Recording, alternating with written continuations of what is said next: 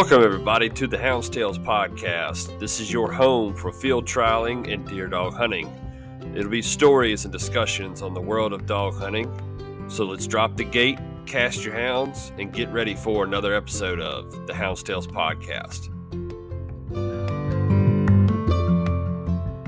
The Hounds podcast is proud to partner again with Outdoor Dog Supply for the 2025 year.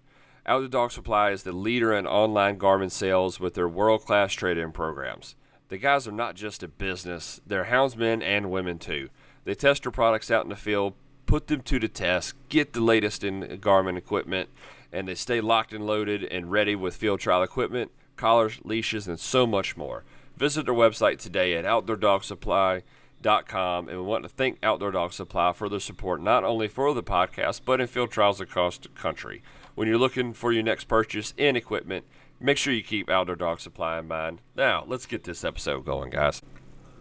Welcome, everybody, to the Hounds podcast. On this episode, we're going to start off with, like we've been doing for this year, we're going to start off with our motivational quote and our scripture for the week. The quote for this week is going to be, "Keep your face always towards the sunshine, and your shadows will fall behind you," by Walt Whitman. And then our verse of the week will be from Joshua 1:9. "Have I not commanded you? Be strong and courageous. Do not be frightened, and do not be dismayed, for the Lord your God is with you wherever you go."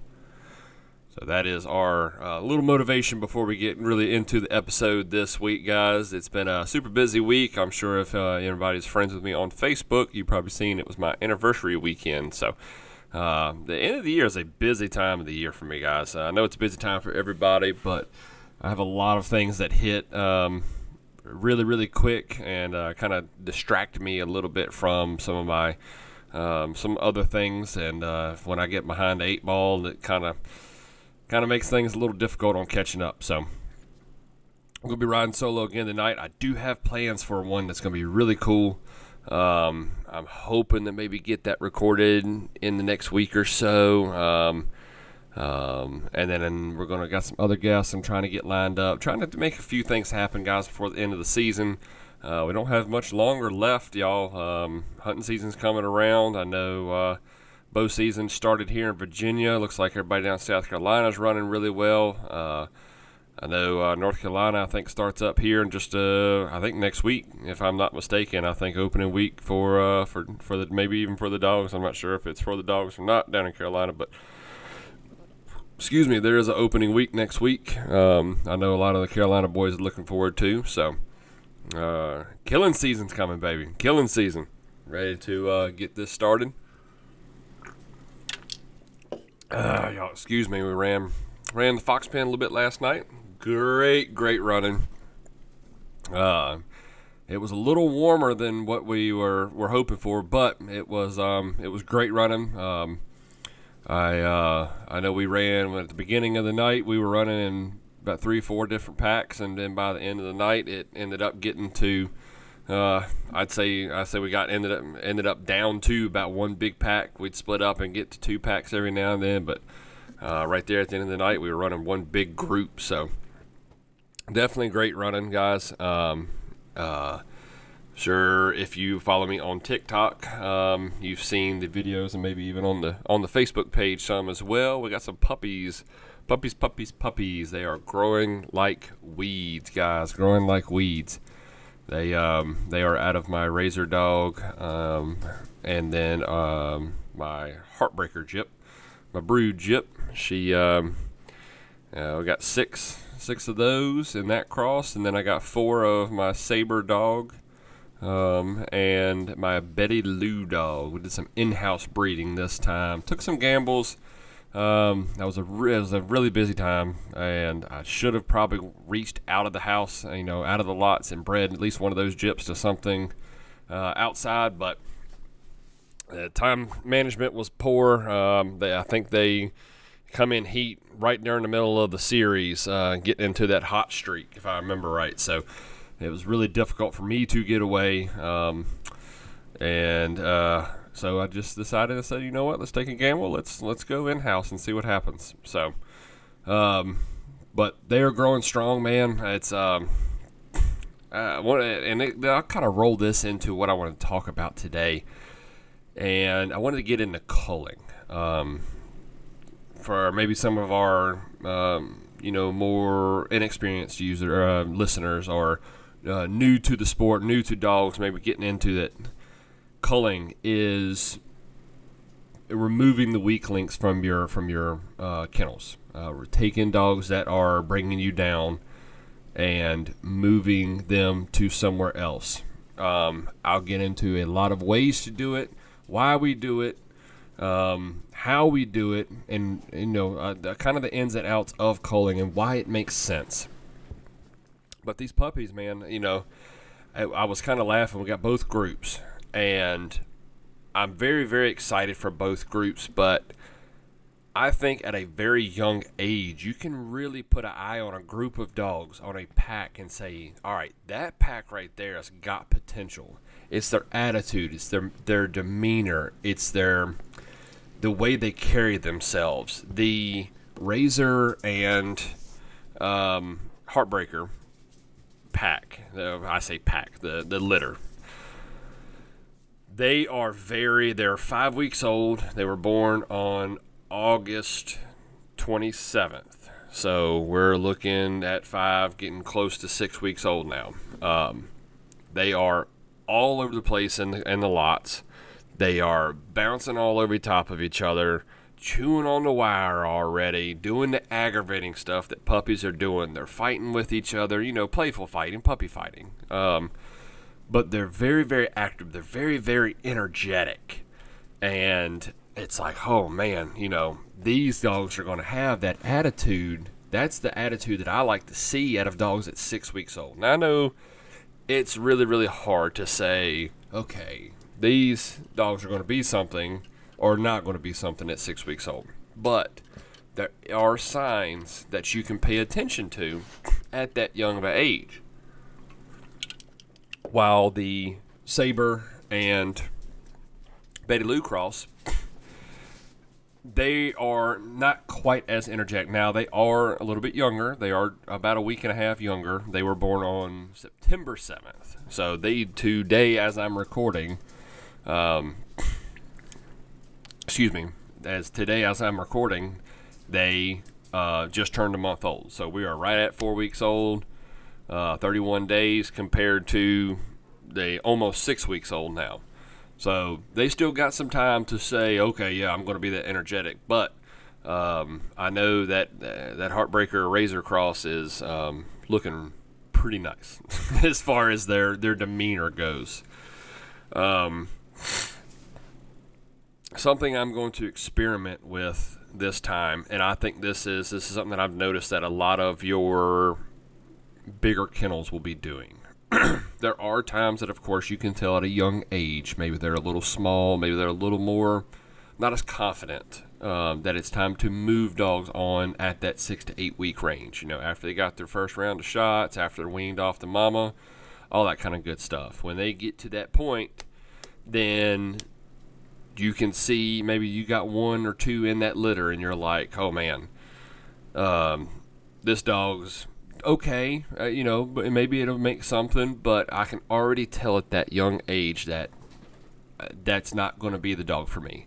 That's not going to be the one that I can look at and say, yep, you have a 110% chance that you could make me a champion. You could go and win hunts for me. I think you can tell if a dog's going to be bad at that age. And not necessarily bad. I would say bad would be a loose term. Kai, seriously, dog. If y'all are watching on the video, I hope y'all are getting a trip out of him poking his head through my arms, trying to get rubs. But but anyway, the pups, I'm not going to say bad. I think bad is a bad term. I wouldn't use bad. I would say not going to be as good as the rest. They're not going to be as good as their litter mates. And sometimes that flips the script. Sometimes the dog that sits around and mopes around turns out to be the most focused dog that you have. That's a gamble you got to take with puppies. But this litter, these 2 litters, I'm going to wait till they're about 3 months old before I start moving any dogs. I'm going to let them grow. I'm going to let them get bigger.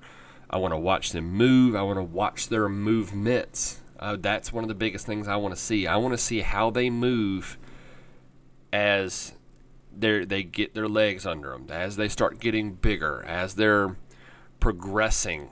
I want to see how all that unfolds, and that's how I'm going to watch. And I think that's how a lot of these guys are moving these dogs. They're waiting until they get a little bit older to watch those movements.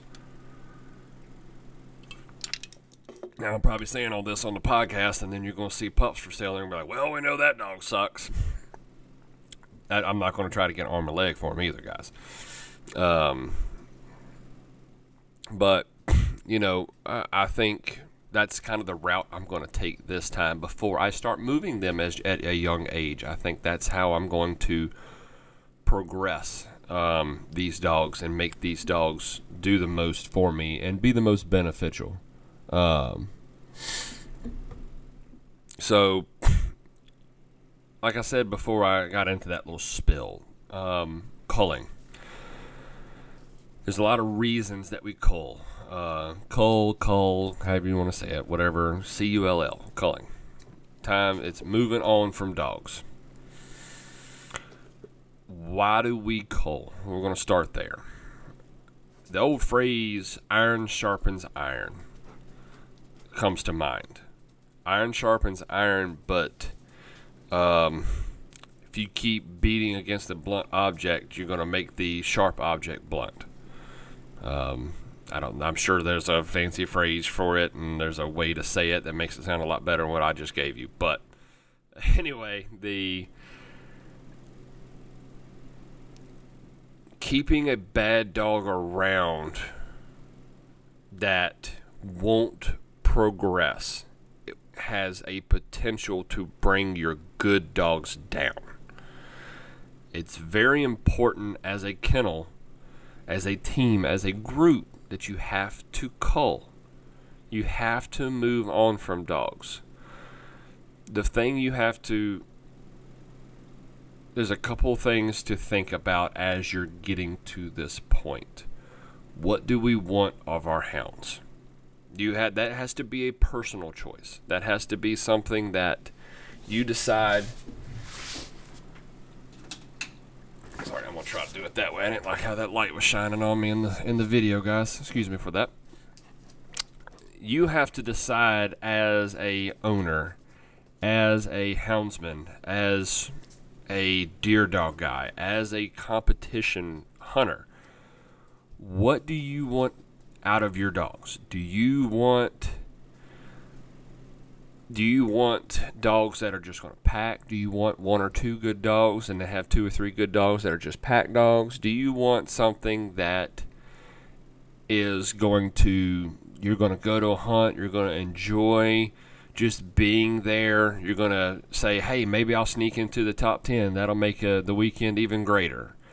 Or are you trying to go one day hunt and you need a dog that's going to blow it away in the first day, give you everything it freaking has in the first day, and then go home? Or are you going to go 3-day?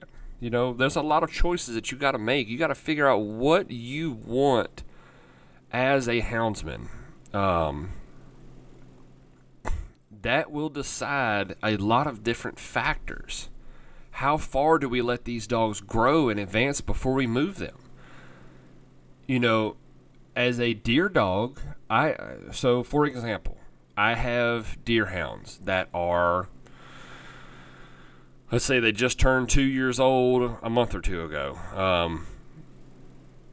and still not anything I'm super proud of, still not anything that I'm like, yep, those are the ones right there, those are going to be the ones, still not a thing I can drop the tailgate and they're going to go and jump something and run something until it goes to the barrel. I'm not there with them yet, but I have not given up on them yet either.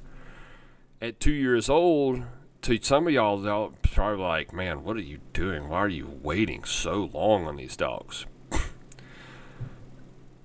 They're showing me potential. I have not given them every opportunity that I can. I stay more focused on my field trial dogs based on the amount of time that I have to run dogs. I know it is more important for me personally, to make sure that the competition dogs, the fox dogs, the pen dogs, whatever you want to call them, that they are in shape, that they're running, that I have primary time to focus on them. If I have extra weekends, if I have a weekend that I'm not doing a whole lot, then the deer dogs get ran. But, the outside dogs get ran, however you want to word that. The Hounds Tales podcast would like to take a minute and talk about our friends over at Cajun Lights. When pleasure running at night or judging those nighttime field trials, put your trust in Cajun Lights. With the economical Cajun Bayou for the every now and then light user, the Cajun Micro for the nighttime feeds, and the top-level Cajun Blinder for those hardcore crossings. The Cajun Lights are headlamp-style lights that free up your hands for voice recorders or your GPS. They offer flood-style lights in red, amber, and white walking lights.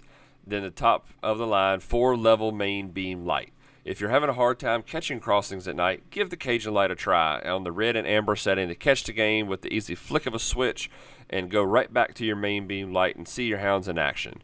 Visit our website today at CajunLights.com and check out and make sure you fill out the survey and select Hounds Tales Podcast to receive 5% off your next purchase from Cajun Lights. Now let's get back to the episode, guys. But with that also being said, that reasoning is why I wait a little longer on those dogs. Now they get to the end of this season and they're not to my level, they're not to my expectation, they're showing me they're not even freaking close, then I probably will move on from them. I probably will say, hey, it was a valiant effort, it was a good shot, and I didn't do everything that I needed to do for these dogs.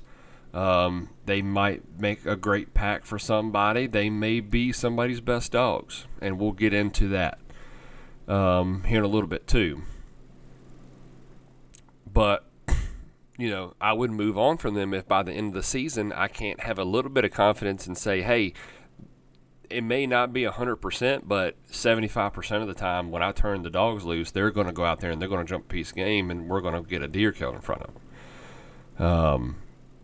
That's an expectation. That's a standard. That's a level of expectancy that I put on my deer dogs. But that also comes with a lot of patience. I was very blessed with my first pack of my own deer dogs, and at 9-10 months old, they were having deer killed in front of them by the end of the first season that they were in. So it's weird for me to have to be patient for dogs to take this long to get to where I would expect them to be. Excuse me. Now, your foxhound, your competition dogs, that's a completely different story. You got to look at the not life expectancy, the competition, the prime time expectancy between your outside dogs, your deer dogs, and your competition dogs. I would say a good 80% of your competition, your field trial, your fox pen, coyote pen, your pen dogs, are looking at a peak expectancy of somewhere in the 1-year-old range to a max of 3-4. Some dogs are great. Some dogs will carry on and they'll still be 4 or 5 years old and still be clicking away just as good as they were at 2 years old, But if they're not primed, if they're not where you want them to be by 1.5, 2 years old, then you need to start thinking about what you're going to be doing with these dogs. You need to be considering options of what to do. And that goes towards that end goal. That goes towards that, am I trying to keep numbers up? Are we trying to just feed dogs that say, hey, I've got 2 good dogs out of the 8 that I own, out of the 15 that I own, I got 2, maybe 3 good dogs. The rest of them are just outside. They're dogs that probably have a chance to sneak into the top 10, more like top 20. And they're there to keep the confidence behind the dogs that are the best dogs that you have. For example, right now I've got 2 dogs that are my good dogs right now. They're two dogs that are, yep, I can take them and I feel like they could go and compete. Then I have six others that are behind them trying to earn that spot. I have one dog that will be 3 in December. He's a great dog. He goes to the pleasure running, and the nights that we really watch them, and we got jackets on him, we're keeping scores almost every time. He's in the top 2, top 3. He's always putting it there. But when you go to the fox pen, I don't know if he's just cursed. I don't know if he's got bad luck, but it seems he can't break into that top 10. I don't know what the deal is. He's a beautiful hound, a great dog, and will probably make somebody a great hound. I'm not done with him yet, but I've got one more shot this year with him to get him into the top 10. And if I don't, to me, that's his time. He's been around long enough for me that I've given him the opportunity. I've given him all the chances that I can personally give him. Then at that point, does he stick around? Does he make the cut to go to the next year and say, okay, give me one more chance, give me one more half year? You know, there'll be 3, like I said, there'll be 3 in December. So that's where I have to make that choice of how long do I wait on that old of a dog? Now, I have other dogs. I have some Januaries. They won't be 2 and 2 until January. And I have some that won't be 2 until April. I have one of the Aprils for sale right now. She's up and posted. She's an excellent dog. She has times where she is a fast dog, and that's for a white dog too now. But she's not, when we are running, she is not as good as everything else that we're running. So, and I'll get into that a little bit too here in just a few minutes probably. So to me, it's okay. You know, you're April. You've had X amount of time to say, all right, let's get it. Let's get after it. I can run with these dogs. I don't see nothing in either pen that we're running, in either style running, in heads up coyote running or foxhound, got to keep a track, that you are better than other dogs that I'm running. So to me, it was time to move on. It's time to say, okay, she's still young enough at, April, May, June, July, August, September, October. So 6 plus 12, that's 18 months. At 18 months old, she is still young enough to say, okay, I've seen what you can do. You have a lot of freaking potential. This little gyp has a lot of potential, guys. A ton of potential. And I know that's weird sounding, and I will talk about that shortly. But she could make somebody a really nice dog. But I am holding her back in our kennels, that she's getting outran, she's getting out-confidence, and she deserves better going to somebody else. My end goal personally is I want to have anywhere from 3 to 5 dogs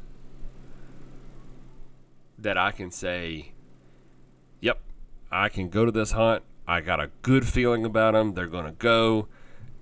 It's a good chance that they're going to.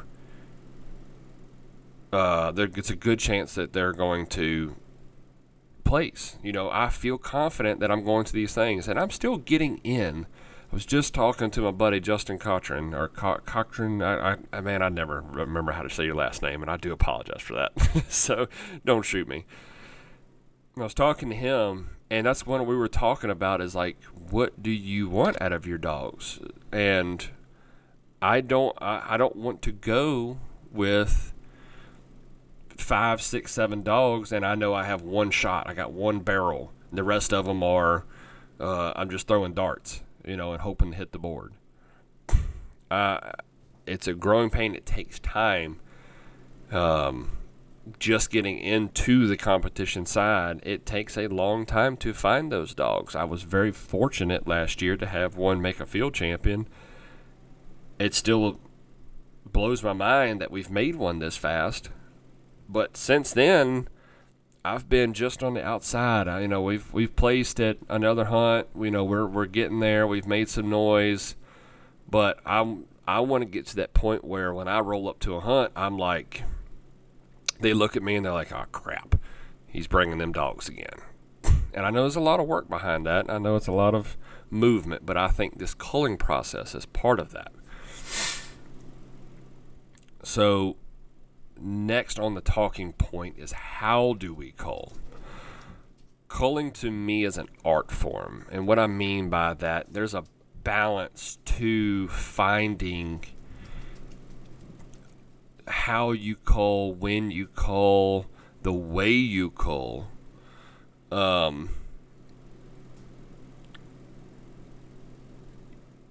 Giving up on a dog too early can come back and bite you in the tail. There's a lot of guys that will say, there's a lot of guys that will cull a dog and then a month later that dog goes out and wins a hunt. Now, who's at fault on that? Nobody. Honestly, that's part of the beauty of culling. And that's what I mean earlier when I said this little gyp has a lot of potential. This little gyp has the potential to go to somebody else's kennel and be a top 3 dog, to be a top 2 dog, that when she goes over to somebody's kennel, she's running for the lead. She's not just following behind these other dogs and getting her confidence level down. She's not going to these hunts and saying, "Oh crap, all I'm here, I can't keep up." She's going and pleasure running with somebody else's dogs. And I'm not trying to act like I have the best dogs in the world. I'm not trying to act like, please don't get that misconstrued, I'm not trying to act like my dogs are better than other people's. But maybe you're listening, maybe you see this dog and you're like, man, that dog could be better than mine. That dog could come over here and run with my best dog. There is that opportunity. And if a dog sucks, I'm going to tell you the dog sucks. I got one right now that I'm going to take a couple of times during hunting season, and if that dog don't do anything and leave the truck, then somebody's going to get a house pet. But a new environment. All right, y'all, we're going to take a quick second and pause this episode, talk about our partners over at Elite Nutrition. Our Hounds guys, they're athletes. They give us their all each and every time they're cast. Elite Nutrition offers all natural products to give your dogs the natural benefits that they deserve. From the K9 Remove and all natural wormer to the ElectroBoost paste for electrolyte replenishment, body fluid balance, and blood flow improvement. They also have products like Active Dog Powder for recovery and joint and muscle support, Essential Dog Powder for daily vitamins and minerals, probiotics, prebiotics, and enzymes, the K9 Lactate Powder for nursing dogs to help with milk supply. There are tons of other products to check out at CajunLights.com, and then click on the Elite Nutrition section to explore. When you get to checkout, and only at CajunLights.com, use the code HTElite10 to receive 10% off your Elite Nutrition products. Again, that's HT Hounds Tails Elite 10. So HT10 Elite 10, in the discount code section to receive 10% off of all your Elite Nutrition products only via CajunLights.com. I've been using their products, guys, for several months now. Cannot be happy with the results. That's pretty much all I run my dogs off of. So thank you, Elite Nutrition, for joining up with the Hounds Tales podcast and taking a step forward into this field trial world. Now let's get back to the results. For a dog,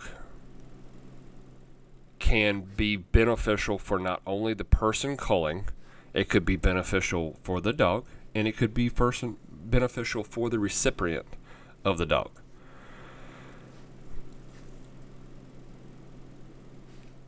Just because, and I'm not saying this is all the time, I'm not saying you need to go on Facebook or on whatever and look and see, oh man, that dog's for sale, I'm just going to buy it.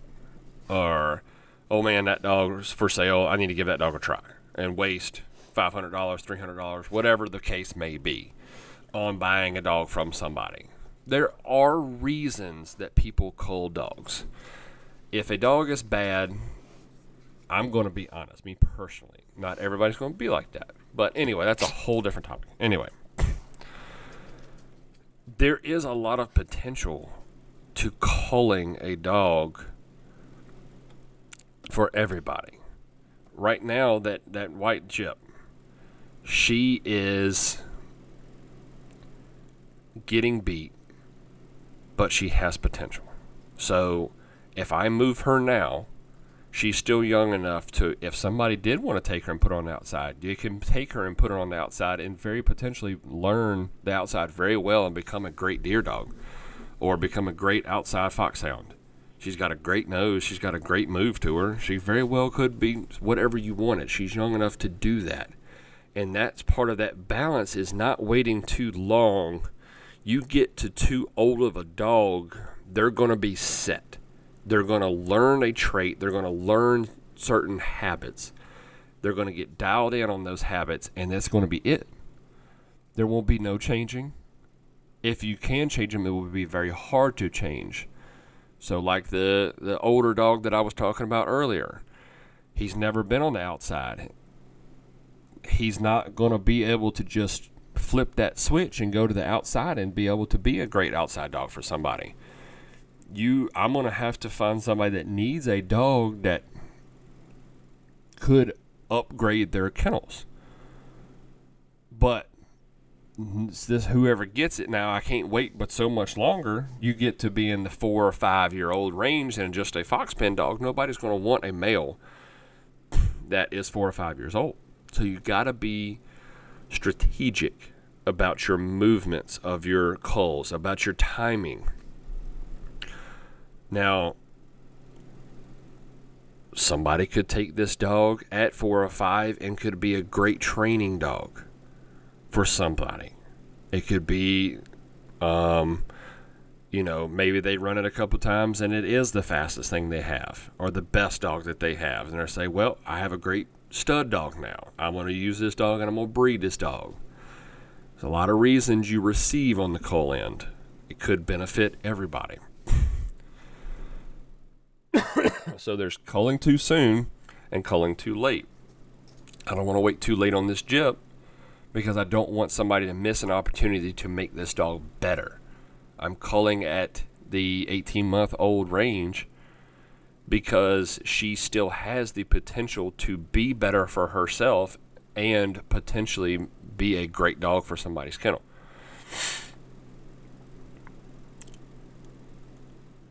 Something else that I see a lot is, especially when you start breeding in-house, you get complacent, you get content, you get to the point of, well, they're off of this dog, and I keep seeing these little glimpses. I keep seeing this. I keep seeing this. Stop making excuses.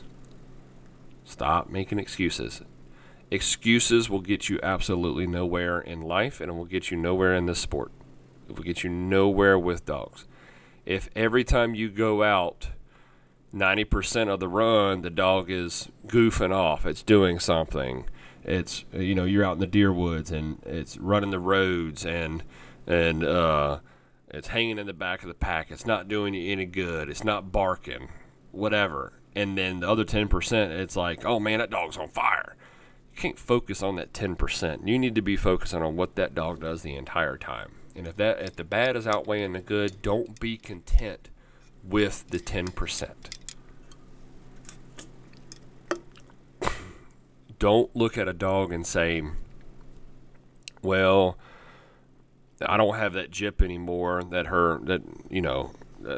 the mama to this dog. So I don't want to give up on it. And the next thing you know, the dog's 3 years old, and you got a mediocre dog that you've wasted 3 years of time where you could have taken that time and improved a different dog. Could have done different. Had a different dog. You could have changed a lot of things, but you wasted a lot of time on a dog that you became content with. This sport, this game, this hobby, this practice, whatever you want to call this, dog hunting in general, across the board. I don't care if you're talking deer dog hunting. I don't care if you're talking competition dogs. You have to put a little bit of feeling aside. You have to remember that these dogs are serving a purpose. These dogs are part of your family, yes. But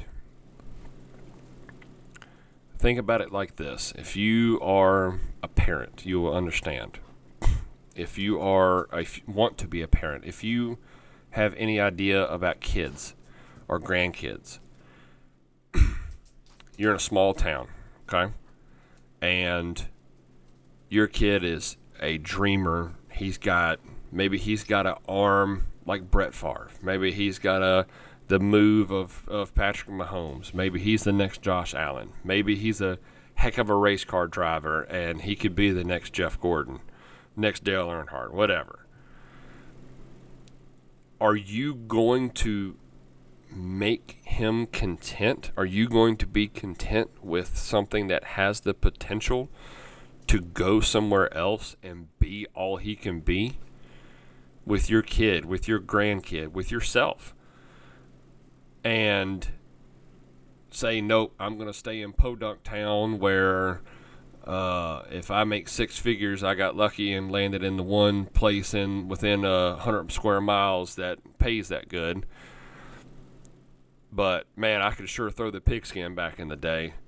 Man, I could sure do this. Man, I had so much potential. Are you going to be content, or are you going to tell your son, you're going to tell your grandson, you're going to tell yourself, you need to go, you need to get out, you need to go try to do this. You need to give yourself, you need to give your kid the best opportunity to make the best of himself, even if that means letting go.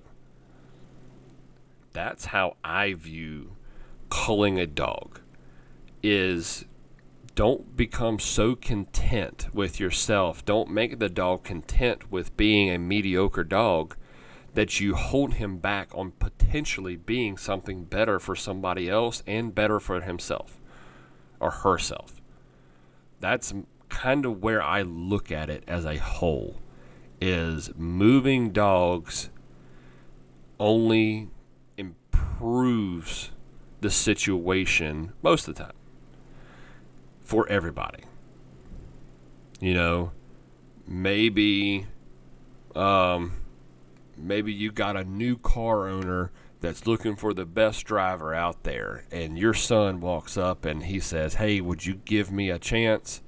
And the car owner says yes. Yep, come drive for me, and next thing you know, they're pulling a Dale Earnhardt with his first ride and taking the number 2 car out there and winning the freaking championship with it.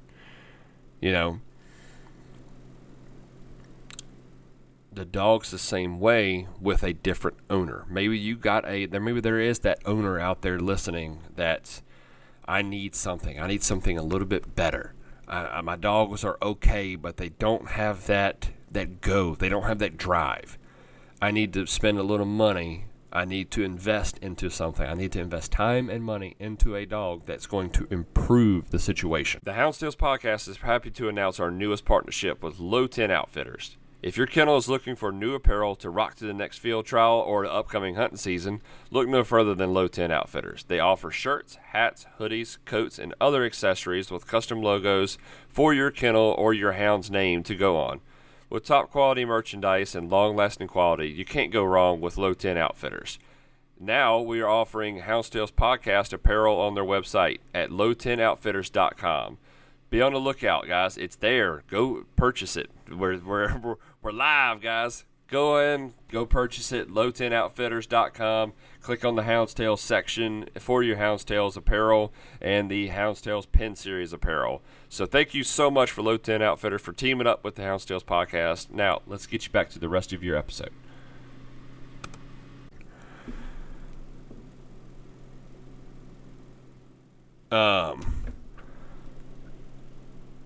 Do you hold them back, or do you say, go be all you can be? Do you give them to the new owner? Do you let the new team have a chance to build themselves, have a chance to say, okay, I see this dog is better. Now you've set the standard for their dogs and say, okay, now this new guy can look at it and say, okay, here's where James is at. This is a dog that he culled. His cull is one of the best dogs that I own now. Now I know I need to set my bar higher. I need to find something else. I need to breed to something. I need to find something better that knocks this dog down and gets better than this dog. When I know I'm better than this dog, now I know I'm catching back up. You know, there's a place for all these dogs. There's place to move. There's time to move. And I'm not saying all this just because I have a dog I'm trying to move. Please don't get that wrong. And I'm just using my situation as an example.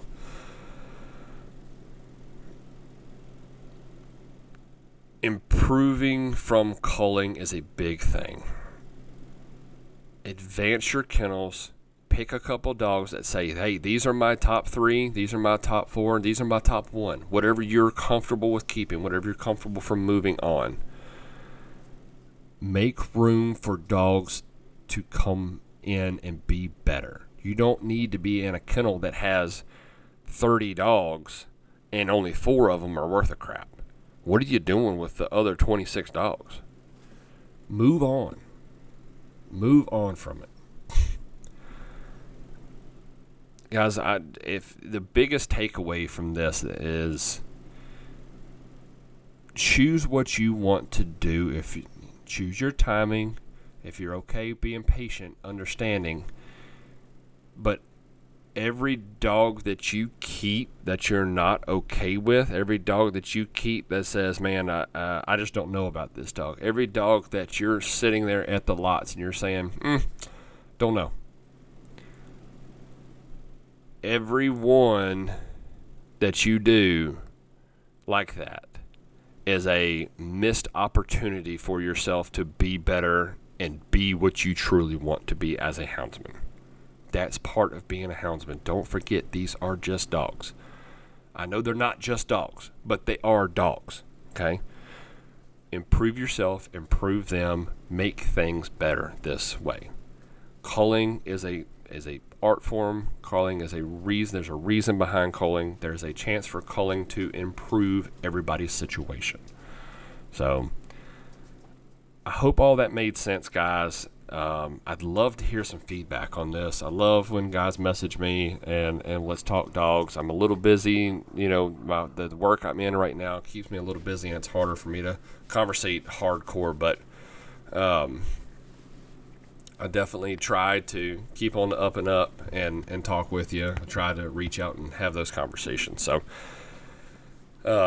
feel free to reach out, guys. I hope y'all enjoyed this one. I want to get into the spotlight presented by Cajun Lights. We'll do this real quick, and then we'll finish this episode up, guys. It's now time for the spotlight presented by Cajun Lights. This is where each week we will recognize winners and other accomplishments across the field trial world. Now let's shine a lights on these guys and these dogs, and let's get to this week's winners.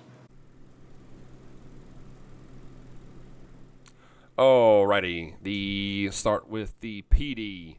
was this weekend. We're going to start with the best mouth, and that dog's name was Doug's Tux out of SNA Tommy and Ray's Trixie from Highball Kennels. The classiest hound was a dog named Champion Hoss's Shoefly J out of Champion Hoss's King Ramses B and Doc's Wood Fly Tiny from All In Kennels.